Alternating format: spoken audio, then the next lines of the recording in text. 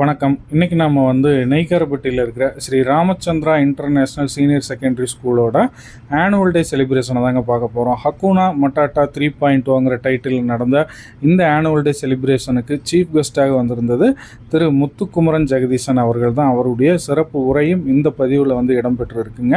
அது மட்டும் இல்லாமல் பள்ளி மாணவ மாணவிகளுடைய கலை நிகழ்ச்சிகளும் இதில் சிறப்பான முறையில் நீங்கள் கண்டுகளிக்க போகிறீங்க. வீடியோ ஸ்கிப் பண்ணாமல் பாருங்கள். ஒரு அருமையான நிகழ்வாக இது இருக்கும்.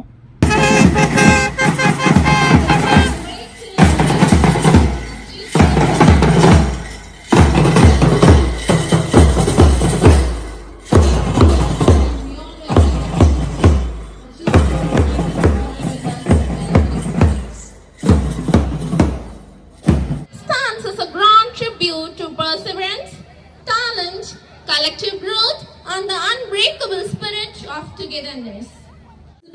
To raise the stage and kindle the lamp of knowledge, inspiration and excellence.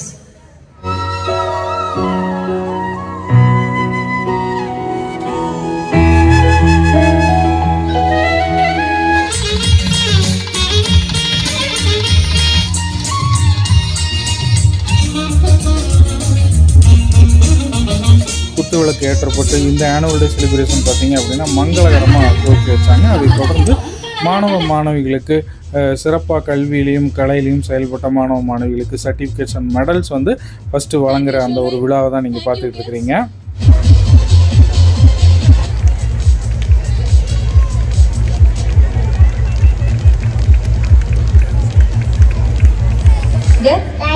Goa, Gujarat, Haryana, Himachal Pradesh, Jharkhand, Karnataka, Kerala, Madhya Pradesh, Maharashtra, Manipur, Meghalaya, Mizoram, Nagaland, Odisha, Punjab, Rajasthan, Sikkim, Tamil Nadu, Telangana, Tripura, Uttar Pradesh, Uttarakhand, West Bengal, Kolkata. पापा पेर श्वेता जैष्णवी.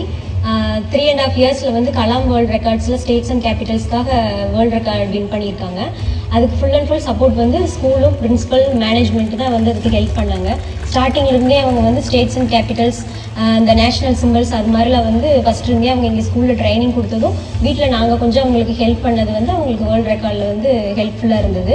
அதனால் அவங்க வேர்ல்டு ரெக்கார்டில் வின் பண்ணியிருக்காங்க. 3.5 yearsல ஷார்ட் டைமில் ஸ்டேட்ஸ் அண்ட் கேபிட்டல்ஸ் சொன்னது பாப்பா அவங்க தான் செலக்ட் ஆயிருக்காங்க. I am Monish of grade 10. I have achieved Guinness World Record in skating. வருகவே செந்தமிழில் கவி பாடி உளமாற வரவேற்போ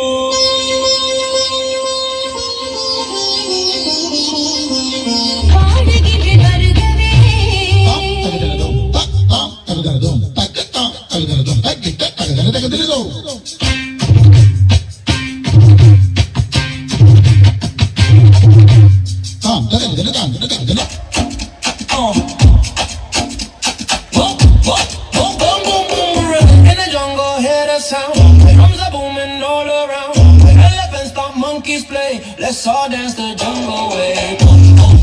Stomp like an elephant.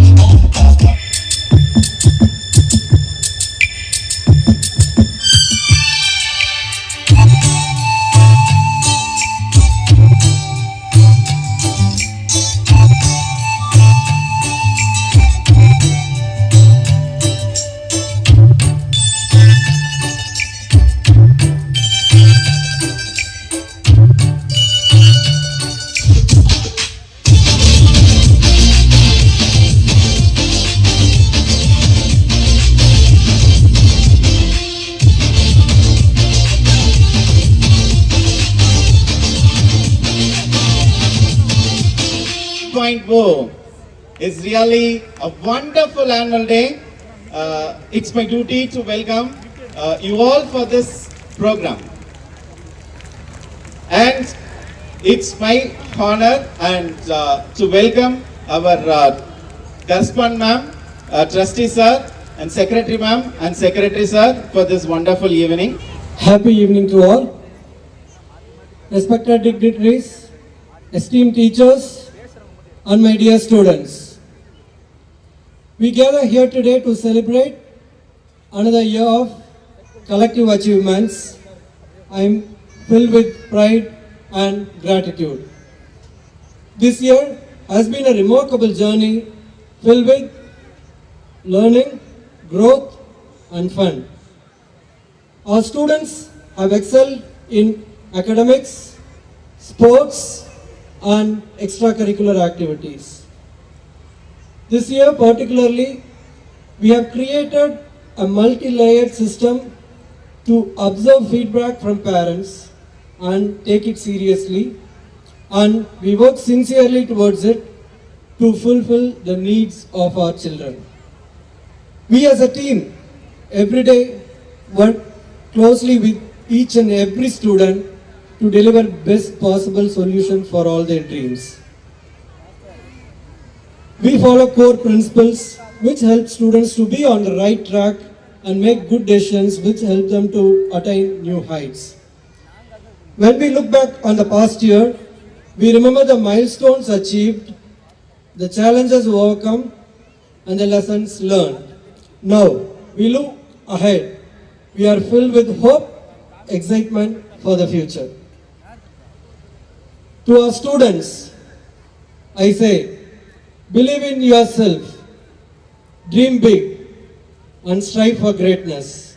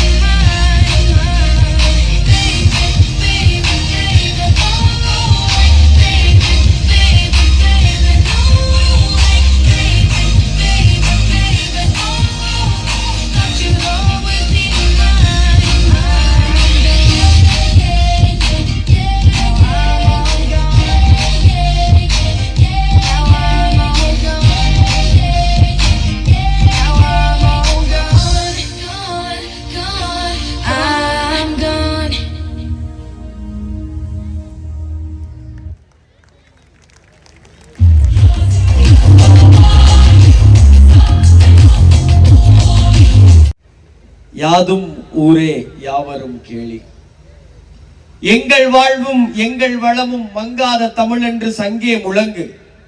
எங்கள் பகைவர் எங்கோ மறைந்த இங்குள்ள தமிழர் ஒன்றாதல் கண்டேங்கிற பாரதிதாசனுடைய வரிகள் எனக்கு ரொம்ப பிடிக்கும். ரொம்ப மகிழ்ச்சியா ரொம்ப நேரமா விரைச்சு போய் தான் உட்கார்ந்துருந்தேன். உண்மையை சொல்லணும்னா நான் மனப்பாடம் பண்ணிட்டு வந்தாலும் மறந்து போய் நின்றுட்டு இருக்கேன்னு நினைக்கிறேன்.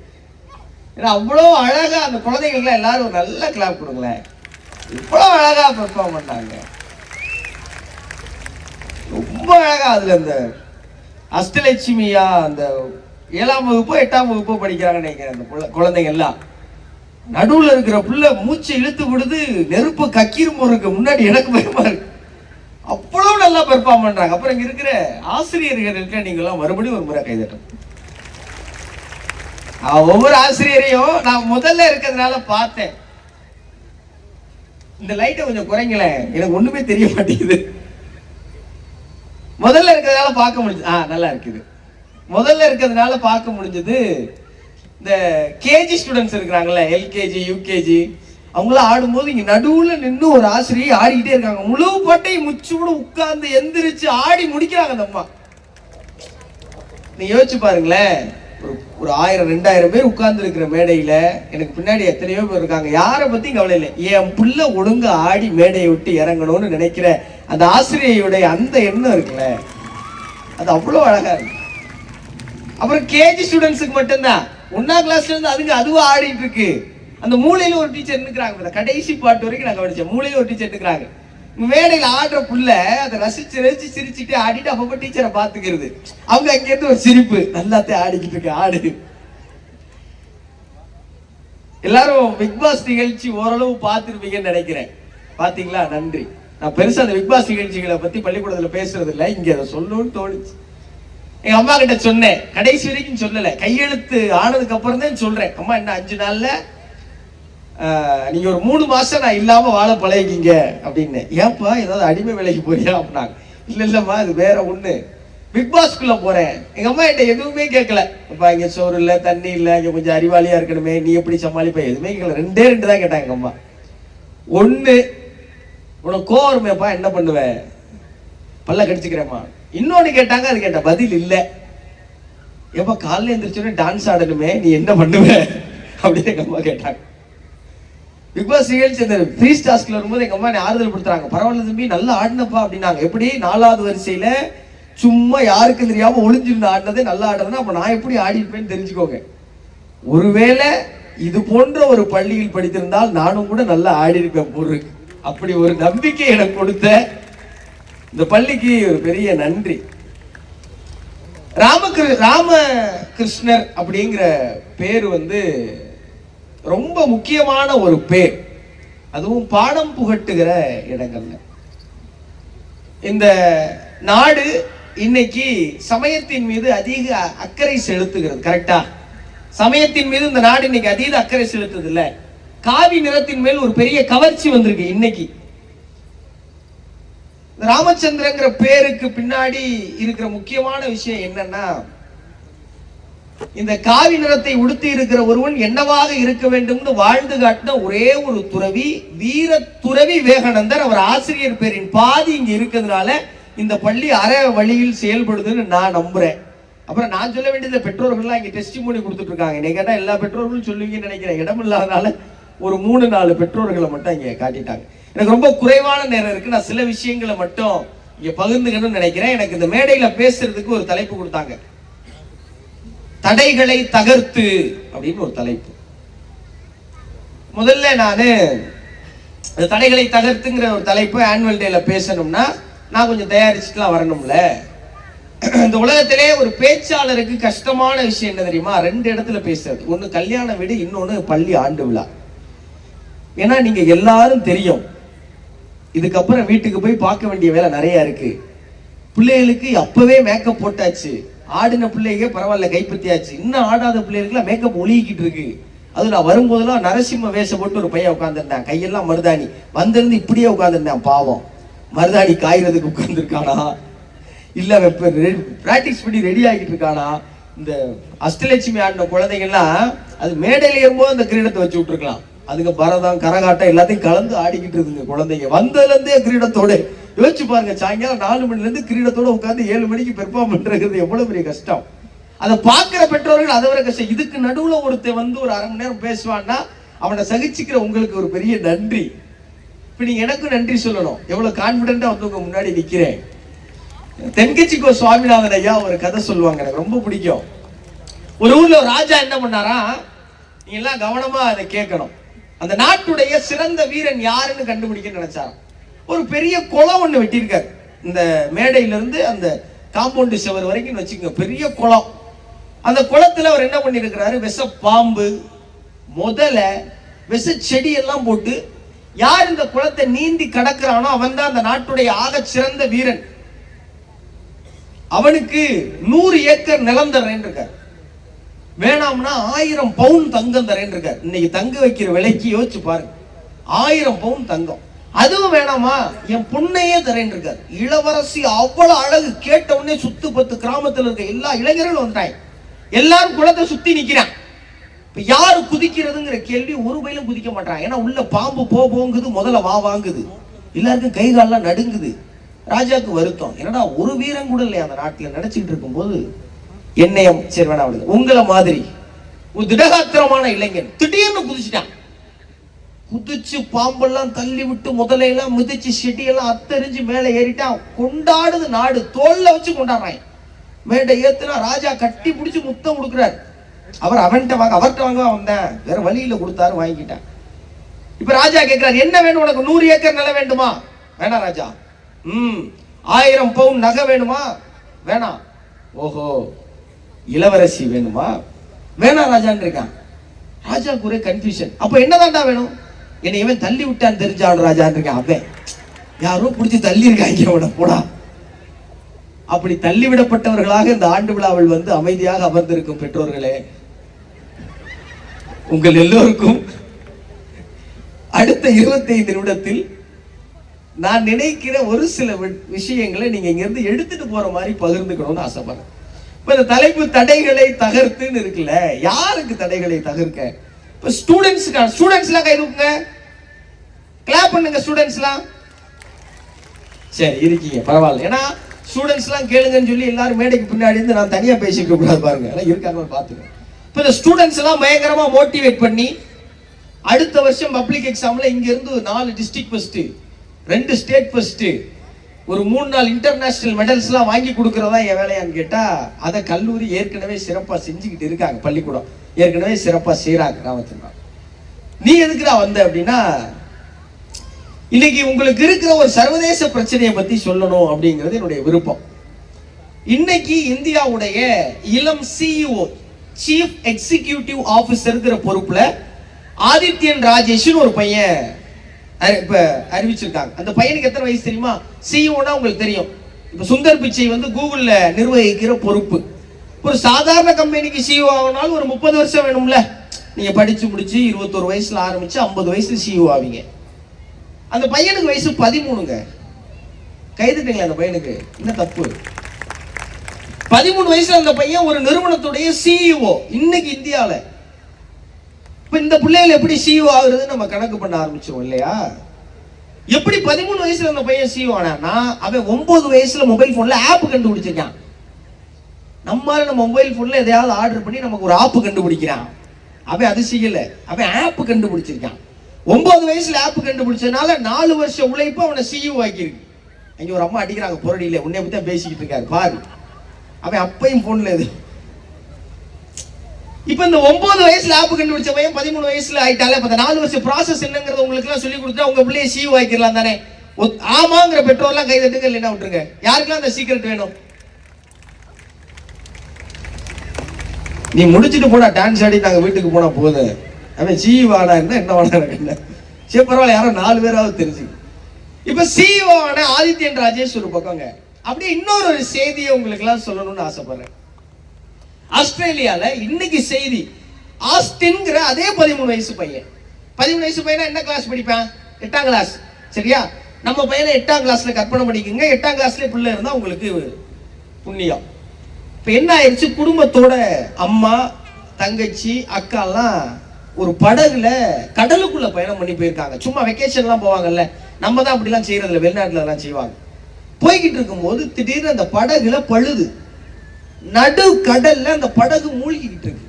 வெறும் 13 வயது கொண்ட ஆஸ்டின் 4 மணி நேரம் கடலில் நீச்சல் அடித்து கரைக்கு வந்து சேர்ந்து 2 கிலோமீட்டர் ஓடி போய் காவல்துறையை பிடிச்சிட்டு வந்து ஒட்டுமொத்த குடும்பத்தை காப்பாத்திருக்க ஆஸ்டின். நீங்க கை தட்டணும்.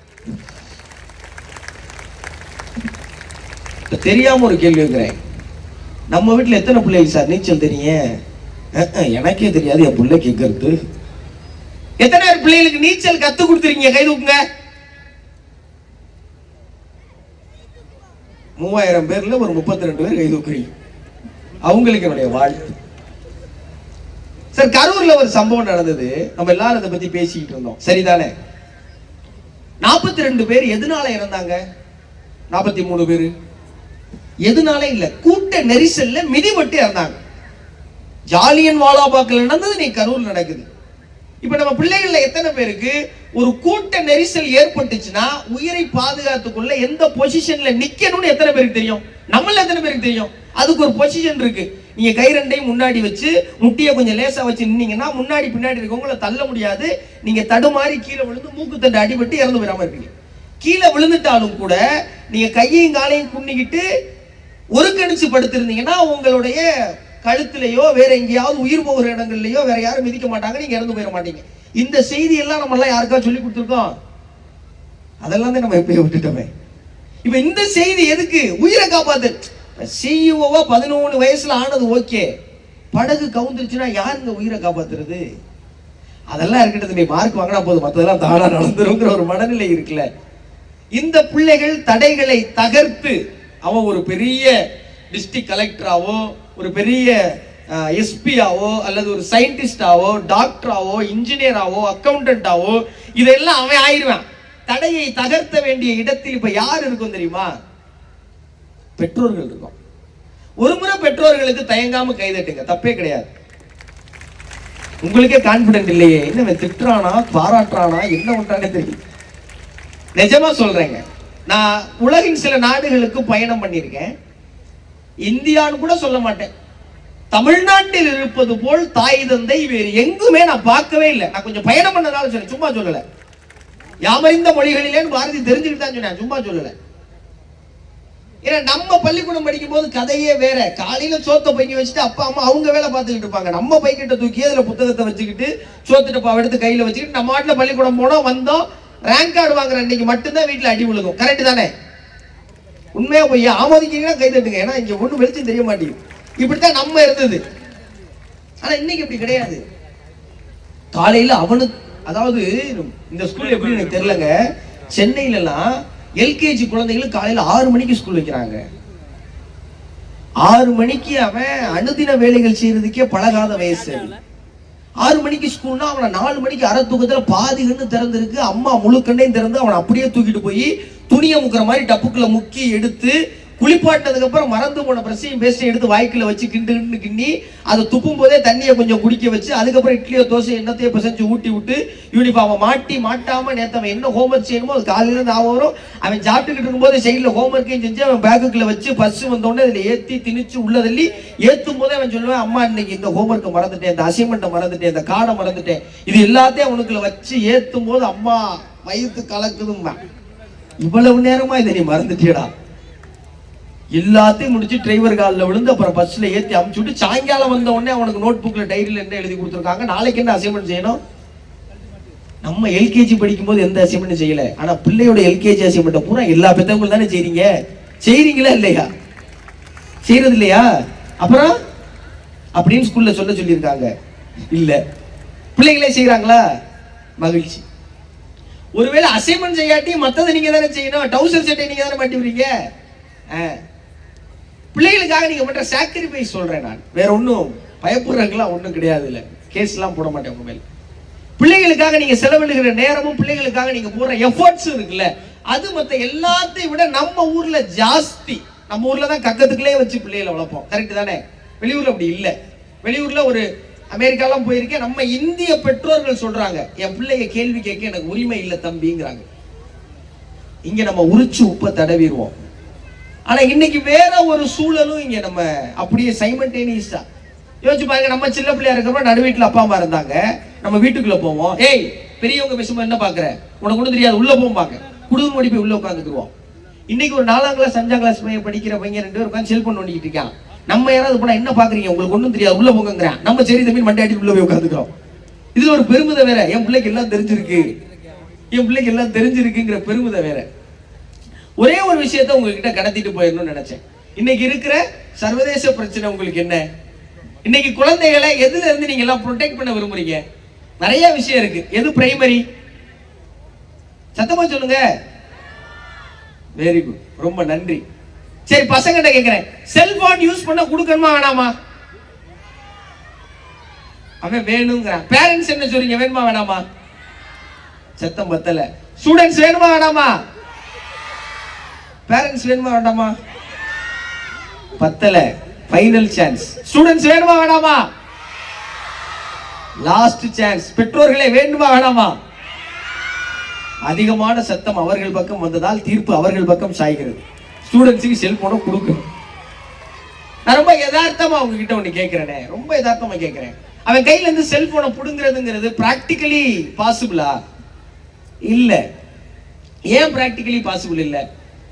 அவன் சாயங்காலம் வீட்டுக்குள்ள வந்து வரும்போதே நம்ம ஆண்ட்ராய்ட்ல தான் சிறகடிக்கு ஆசி போய்கிட்டு இருக்கல, இங்க சில்லு சில்லுன்னு போய் சிறகடிக்கு ஆசி, ஏய் உள்ள போய் ஹோம்ஒர்க் பண்ணு, சரிமான்ட்டு அவன் பின்னாடிதான் இருந்துகிட்டு இருக்கான். விளம்பரம் வர்ற வரைக்கும் அவன் நிக்கிறதே தெரியல அம்மாவுக்கு. அதோட இன்ஸ்டாகிராம் பெருங்கொடுமை. போனை எடுத்து தள்ள ஆரம்பிச்சோம்னா தள்ளிக்கிட்டே இருக்கும், போய்கிட்டே இருக்கு. ரீல்ஸ் பாக்குறாங்க அம்மா. எலுமிச்சம்பழத்தில் கொஞ்சம் தக்காளி பழத்தை பிழிந்து சர்க்கரையை தடவி உதட்டில் 1 வாரம் தேய்த்து வந்தால் உதடு சிவப்பாக மாறிவிடும். திரும்பி பார்த்தா பிள்ளை எலுமிச்சம்பழத்தில் நிக்குது, வாமா தேப்போம். எல்லா வீட்லயும் நடக்குதுங்க. நம்ம நிப்பாட்டா தானே அவன் நிப்பாட்டுவேன், நம்மளே நிப்பாட்டல அவன் எப்படி நிப்பாட்டுவேன்? அதான் ஒரு பையன் போய் சொன்னான் அப்பா கிட்ட, அப்பா 3 நாளா ஸ்கூல்ல வர சொன்னாங்கன்னு சொன்னேன்ல. ஆமாப்பா. சாரிடா வேலை ஆயிடுச்சு வர முடியல. இல்லப்பா இனிமே நீ வர வேணான்னு இருக்கான். ஏன்? இல்ல டிசி கொடுத்து அனுப்பிச்சிட்டாங்கன்னு இருக்கான் பையன். எதுக்குடா டிசி கொடுத்து அனுப்பிச்சாங்க? இல்லப்பா கணக்கு வாத்தியார் பணம் எடுத்தாரு, 2+2 என்னன்னு கேட்டாரு, 4ன்னு சொன்னேன். கரெக்டா தானே சொல்லியிருக்க. அடுத்து 1+3 என்னன்னு கேட்டாரு, அதுவும் அதே தான் கிறுக்கு போயிலேன்னு இருக்காரப்பா. இதை தப்பா நானும் சொன்னேன். அவர் பிரின்சிபல் சார் கூட்டி போயிட்டாரு. பிரின்சிபல் சாரா? அவனோட பெரிய மெண்டல் ஆச்சேன்னு இருக்காரு அப்பா. இதை தப்பா நானும் சொன்னேன். டிசியை கொடுத்து வீட்டுக்கு அனுப்பிச்சிட்டாங்க. பிள்ளைகள் கெட்ட வார்த்தைகள் பேசுவதில்லை, கேட்ட வார்த்தைகளை தான் பேசிக் கொண்டிருக்கிறார்கள். நீங்க எல்லாரும் மனசுல நல்ல ஆழமடையா போச்சு. கடைகளை தகர்க்க வேண்டிய இடம் பிள்ளைகள்கிட்ட இல்ல, நம்ம கிட்ட இருக்கு. சரி, அப்ப இந்த செல்போனை இருந்து எப்படி சார் நான் பிள்ளைகளை காப்பாத்துறது? நான் ஒண்ணு சொல்றேன். உலகத்துல நல்லவன் கெட்டவன் யாருன்னு கண்டுபிடிக்கிறதுங்கிறது ஒரு வரி ரொம்ப மெல்லிய நுனி. ஒரு ஊர்ல என்ன பண்ணா, பெரிய வெள்ளம் வந்து ஊரே அடிச்சுக்கிட்டு போயிருக்கு. ஊர் பெரியவர் சொல்லியிருக்காரு, ஒரு ஐடியா சொல்லியிருக்காரு. நம்ம ஊர்ல யாரோ பாவம் செஞ்சவன் இருக்கான், அவனை மட்டும் கண்டுபிடிச்சிட்டோம்னா மத்தால எல்லாம் தப்பிச்சிடலாம். எப்படி? எல்லாரும் ஊர் மண்டபத்துல கூட்டிட்டாங்க. சின்ன கிராமம், 150 பேர். தூரத்துல ஒரு பனைமரம் தெரியுது. ஒவ்வொரு ஆளா போய் மரத்தை தொட்டுட்டு வருவோம். பாவம் செஞ்சவன் மரத்தை தொடும் போது என்ன ஆகும்? மழை பெய்யும் போது இடி விழுந்துரும். அவன் மட்டும் போய் சேர்ந்துடா, மத்தாள் ஊரா தப்பிச்சிடலாம் அப்படின்னு இருக்காரு. வேற வழி இல்லையே, மழையில தப்பிக்கணும். எல்லாரும் சரின்ட்டாங்க. 150 பேர் இருக்க கிராமம். ஒவ்வொரு ஆளா போய் தொட்டுட்டு வந்தாச்சு. 149 பேர் தொட்டு வந்துட்டாங்க. கடைசி ஒரே ஒரு ஆள் என்னை மாதிரி பரிதாபமா நிக்கிறான். போய் மரத்தை தொட தைரியம் வருமா? நீங்க விடுவீங்களா? பிடிச்சு தள்ளுறான், போ தொடு. நடுங்கிக்கிட்டே போய் மரத்தை தொட்டதுதான் தாமதம். டமால்னு விழுந்திருக்கு இடி மண்டபத்துல. 149 பேர் அவுட். இவன் மட்டும் தப்பிச்சிருக்கான். பாவம். யாரு சரி யாரு தப்பு, நல்லவன் கெட்டவன் நீங்க அவ்வளவு சுலபமா கண்டுபிடிக்க முடியாது. அதான் ஒண்ணு இருக்குங்க. இப்ப நம்ம பிள்ளை நல்ல பிள்ளையா கெட்ட பிள்ளையா அப்படின்னா ஒரே ஒண்ணுதான். பிள்ளை தான் செஞ்சதை பூரா அம்மா கிட்ட வந்து சொல்லிச்சு வைங்களேன், அது நல்ல பிள்ளை. அம்மா கிட்ட சொல்ல முடியலன்னா அது கெட்ட. அம்மா இன்னைக்கு செந்தில் விட்டு பென்சிலை திருடிட்டேனே சொல்ல முடியுமா? சப்புன்னு விழுகாது கண்ணத்துல. அம்மா இன்னைக்கு சுரேஷுக்கு ரப்பர் இல்லம்மா, எரேசர் இல்லை, நான் தான் கொடுத்தேன்னா அம்மா என்ன சொல்லுவாங்க? சமத்து பிள்ளை, சாக்லேட் கொடுப்பாங்க. அம்மா கிட்ட சொல்ல முடிஞ்சா நல்லது, சொல்ல முடியாட்டி கெட்டது. இதே தான் சார் மொபைல் போன்லையும். உங்க பிள்ளைங்க மொபைல் போன் யூஸ் பண்ணட்டும். என்ன யூஸ் பண்ணுங்கிறத தயவு செஞ்சு பக்கத்துல உட்கார்ந்து பாருங்க. உங்களை பக்கத்துல வச்சுட்டு பிள்ளை ஏதாவது தப்பா அதை பார்க்க முடியும். பார்க்க நீங்க அனுமதிப்பீங்க? முடியுமா முடியாதா? முடியுமா முடியாதா? பிள்ளைய நீ வச்சுக்கிட்டு நீங்க செல்போன் யூஸ் பண்ணக்கூடாது. நீங்க சிறகடிக்க ஆசை பாருங்க, பாக்கியலட்சுமி பாருங்க, ஏதோ படுகொலியில விழுங்க, பிள்ளை இருக்கும்போது செய்யாய். இதை நான் ஒரு தாழ்மையான வேண்டுகோளா எல்லா பெற்றோர்ட்டையும் வைக்கிறேன். இந்த உலகத்தின் ஆகச்சிறந்த அறிவாளிகள் உங்களுக்கு பரிசீலிக்கப்பட்டிருக்கிறார்கள். அவர்களை சரியாக வழிநடத்த வேண்டியவர்களாக உங்களை நீங்கள் தயார்படுத்த வேண்டிய பொறுப்பு உங்களுக்கு அளவுக்கு அதிகமாக இருக்கிறது. உங்கள் பிள்ளைகளுக்கும் உங்களுக்கும் இருக்கிற சின்ன சின்ன தடை இருக்குல்ல, இந்த விஷயத்தை பத்தி எப்படியா பிள்ளைகிட்ட பேசுறது?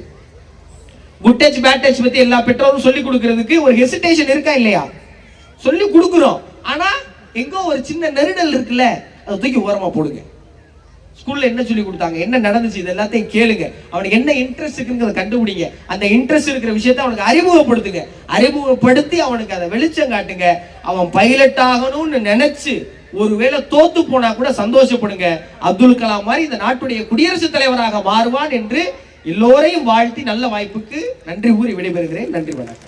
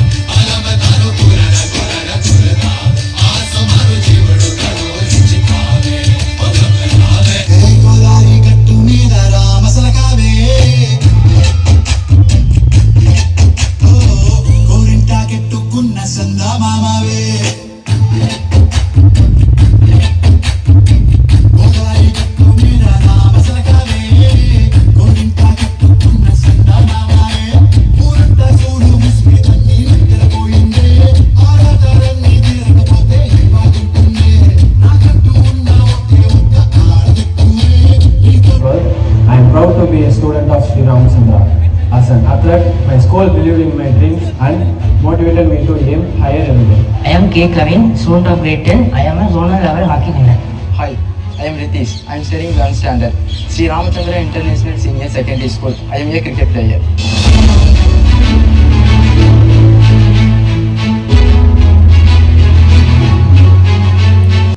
Sri Ramachandra international senior secondary ஸ்கூலோட இந்த ஆனுவல் டே ஃபங்க்ஷனுக்கு நிறைய சிறப்பு விருந்தினர்களும் வந்தாங்க. அவர்களுடைய உரையும் கேட்டீங்க. மாணவ மாணவிகளுடைய கலை நிகழ்ச்சிகளையும் கண்டுகளிச்சிருப்பீங்க. கிட்டத்தட்ட நைட்டு ஒரு 8:30-9 மணி வரைக்குமே இந்த கலை நிகழ்ச்சிகள் வந்து தொடர்ந்து நடந்ததுங்க. ஈவினிங் 6 o'clock ஸ்டார்ட் பண்ணது. அவ்வளோ பிரமாதமான ஒரு நிகழ்வாக இது இருந்தது. இந்த விழாக்கு வருகை தந்திருந்த மாணவர்கள், மாணவிகள், பெற்றோர்கள், பொதுமக்கள் அனைவருக்குமே வந்து பள்ளி நிர்வாகத்தின் சார்பாகவும் நம்ம பழனி சேனல் சார்பாகவும் மனமார்ந்த நன்றிகளை தெரிவிச்சுக்கிறேங்க. நன்றி, வணக்கம்.